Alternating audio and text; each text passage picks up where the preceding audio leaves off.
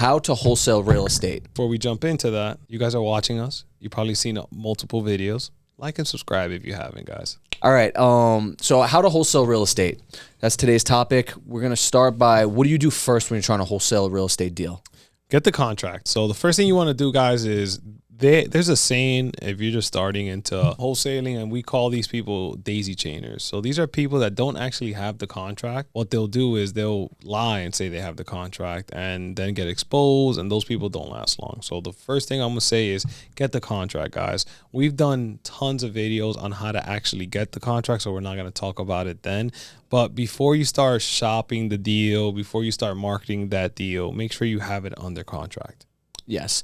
And I would say to give you a little bit of bonus as contract part A, have it under contract with the correct terms. If you have this under contract, you're like, yeah, we're definitely going to buy it, and you don't set the right terms with the seller, you're not going to be able to wholesale this deal, and you're going to ruin your reputation very quickly in the real estate world. What I mean by that is, hey, Ronnie, I could buy your house for $300,000. I'm 80 or 90% sure we can get this done, but I would need 2 to 3 weeks inspection period to talk to my partners and show them this to see if we can actually get it done at that price. How does that sound? Sounds good. Makes sense, right? You got to see it before you guys can move forward. Exactly. So what that did there is it gave us an opportunity now to shop this deal around, like Ronnie said. So now that we have an agreement with the seller, which of course we're going to try to go back and renegotiate eventually if needed, but the first step is get the contract with the correct terms. Then now you want to leave the door open, like I just kind of told you, which is make sure you have the contract with the right terms, setting the expectation with the seller. Hey, I have a few weeks to find a partner or a buyer to actually get this done, because you're not buying it as a wholesaler. You're trying to find an investor to actually close on this. Number 3, guys, we got to find the buyers. So there's a ton of ways to find buyers. There's a bunch of websites. I'll see if I can put it somewhere on this screen. But the couple easy things you can do is, number 1, reach out to some agents that you see are working with potential investors. So an easy way to do it, if you don't even have MLS access, is go to Zillow and check what houses have sold that aren't renovated. Most likely these people are investors. Reach out to the people that listed it and see if their buyer is willing to buy more. You can definitely go on Facebook Marketplace or the Facebook groups and join a bunch of groups in that area. All the wholesalers, there's a bunch of buyers. We're on those websites for our areas. Every morning we'll check to see what's under contract and people are looking to shop. Definitely do that. Go to RIAs.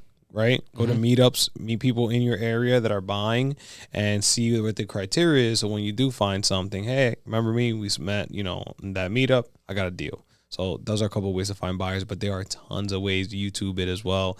Yeah, guys, and that is the key to kind of wholesaling, right? You want to make sure you find credible buyers. So all of these ways are great. Another thing Ronnie and I have done is we call title companies, call title companies nearby and see who's actually buying properties in the area, who is closing on the most deals in a month, and then you find out a way you can get in touch with that person. That, I promise you, will find you a way to the top of who's actually investing in your area.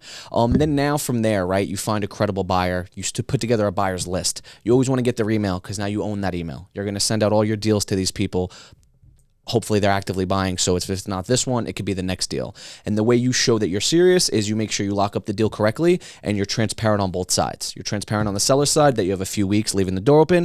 You're transparent on the buyer side by putting together how much this is, what do you think the renovation is, all that good stuff. Then from there, you're going to want to assign the contract. This might be the most important part of the transaction because this is what's going to actually help you monetize and make money off the deal. Yeah, for sure. So that's just getting to closing. So I don't want to talk too specific because it's state related. True. Guys, just make sure that you do some digging on that buyer that you decide to assign this contract to, right? Are they using hard money? Maybe you want to call that hard money company, make sure they're legit, right? In terms of a deposit, right? What you want to do is make sure you collect the deposit from the buyer. So let's say worst case scenario, this buyer drops and it's like, I'm not buying it. You can keep that deposit. And what we like to do is that we'll get the deposit right to the sellers and, apologize, say we couldn't make it happen. Sorry for wasting your time. Here's $1,000 or here's $2,000 for your time. Right. So at least you guys leave on good terms and they're not bashing you, talking trash about you or even leaving you a bad review, because that hurts way more than giving away an extra $1,000 or $2,000. Yeah, that's great. And one bonus thing is that you're going to want to fill this position with someone who is your dispositions manager. This is going to be someone who's a little bit more sales oriented and organized, who can kind of do the grind of finding buyers and following up with people, as well as selling the property that they actually do have under contract to make it seem a little bit appealing to the people looking for it. So then now they could be the one to schedule the walkthroughs, making sure that you're bringing credible people in. And you don't ever want to bring too many people in. It's going to scare away the seller. You want to make sure you bring in 3 to 5 credible people, because all you need is one offer at the end of the day to make the deal happen. You don't want to, I've done it. You don't want to bring 20 people by and then you embarrass yourself and you look like you're running a motel. So I would just say, keep it simple, get the contract, leave the door open, find buyers, and assign that contract. Boom. I think we should end it right there. With that being said, guys, we talk about all these topics individually, so feel free to dig into all our videos prior to. But besides that, we'll see you guys in the next video. Have a good one. Boom.